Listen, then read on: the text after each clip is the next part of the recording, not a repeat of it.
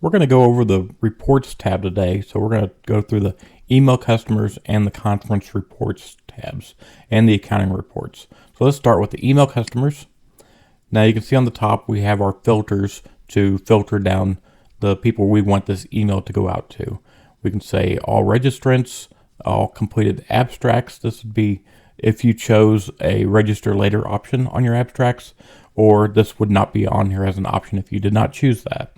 So we can choose that, and you can see since we chose this option, it'll only give us this type of template to use. This is a safety net so that you don't accidentally send the incorrect template out to your customers. For example, if I choose this one, this is abstract complete and not registered yet, I can only choose this one. Now, if you chose a site with only abstract submission and no registration, then you would only have all completed abstracts. You wouldn't have those other options. But let's go back to this one for the example site. So if you needed to email rejected abstracts, you would choose that. And again, it's only going to give you the template for rejected abstracts. Like I said, safety net so that you don't accidentally send an incorrect email out to all your people that you're talking to. If you are sending emails out to your registrants, then you get the registration templates down here. Anytime you filter down, you'll see this change, filtered records count. This is going to tell you how many people are going to be receiving this email. You can click more filters, and this opens up a lot more filtering capabilities for you. So there's, I want to email canceled people, only canceled, speaker and attendee. If you chose, to separate your speaker and attendees submissions, advance rates, any of your dynamic questions that are drop downs or radio button type questions, you can filter on those. You can filter on flags. So the flags are basically, it's a catch-all. If for some reason we don't have a type of filtering and you can't really describe it well, then you can just flag customers, and then you can filter off those flags to email those people. And payments. So it's got all the filtering capabilities you pretty much ever would need. And if there's something that we don't do, let us know. We'll add it. So let's go back here. You would say, I'm going to email additional items. This is, if you click this button here, it would send it to everybody that's on the list, which is 2 recipients. And if you click send me a test, this would send you a test email. That way you don't send it to everybody first and go, oh, I messed up. So send yourself a test email first, take a look at it, and then you can send it out to everyone. Now, if you look at the templating here, you'll see that we have word merge pieces in here. And we have a template guide here. And this shows you all the word merge pieces that you can use on this site. And it'll just, replace it with, like, for example, conference banner. It would replace it with the banner image of your conference. Abstract title, it would be the customer's abstract title. Conference link website. So these are just replacement words for you. Please enter. So this is a neat thing to put on your core templates.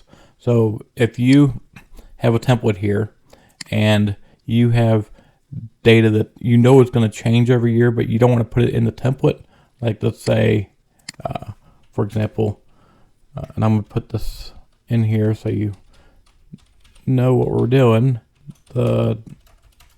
The dates of the excursion are 3/2025. So let's say you have excursions every year and you want to get this information across on additional items.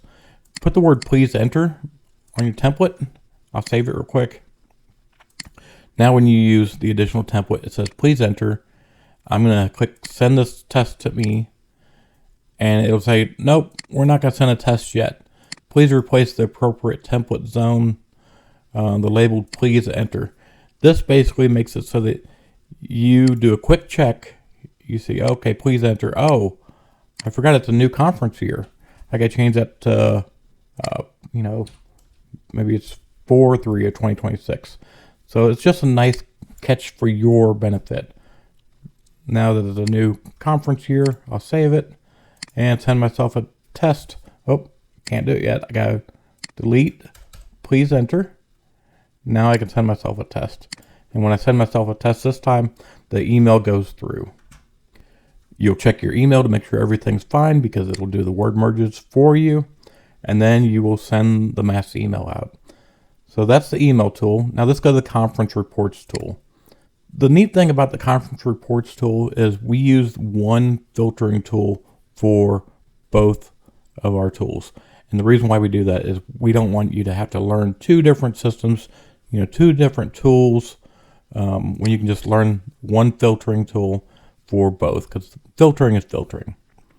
You can send yourself pie charts, like preferred session pie chart, and this one only has one session. This, again, one. So this is a bad example site, but maybe this one will have something. All right, there's a couple on this example. So you can create pie charts on this.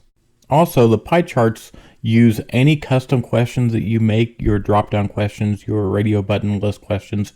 All those questions can also be automatically added to the pie chart system. And any data that's on the system, you can export. So there's no pieces of customer submitted information, even dynamic questions that we withheld. We give you access to everything. So you can choose all fields, export it, and you'll get everything. Now, you'll see the default preview top 30. So I'll create output, and this will give me a top 30 of like a preview, just to kind of see what the data is before you click the export button, because that way you can kind of see what you're going to get before you export it, do the heavy work for it. Demographics, these buttons here just automatically check the choices for, this type of information that you would need. Let's go to accounting reports. So accounting reports is nice because it gives you a true reconciliation report. And what I mean by that is it gives you the sales data broken apart by additional items data or any details of money, and it gives you the total values of your income to your refunds, and it gives a report that accounting will love. And I know this because I worked with accounting and my accounting staff, and I wrote this the way they would want this data sheet to be exported to, so it'd be the easiest for them to use instead of a bunch of Excel sheets you just send to accounting and then they get really mad. This is data they can actually use and they will love you for it. So that's what the accounting sheets are.